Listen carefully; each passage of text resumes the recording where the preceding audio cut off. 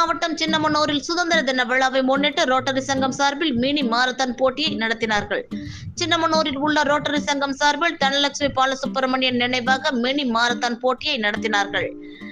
காந்தி சிலை முன்பு தொடங்கிய இந்த போட்டியில் 6 வயது பள்ளி மாணவ மாணவியர்கள் முதல் வயதானவர்கள் வரை 2 எல்லைகளாக சீப்பாலக்கோட்டை சாலையின் வழியாக பங்களா மேட்டினை அடைந்தார்கள். 500க்கும் மேற்பட்ட வீரர்கள் போட்டியில் கலந்து கொண்டு எல்லை நோக்கி சென்று முதல் 3 இடங்களை பிடித்த வீரர்களுக்கு ரொக்க பரிசு மற்றும் கேடயத்தினை பரிசாக வழங்கினார்கள்.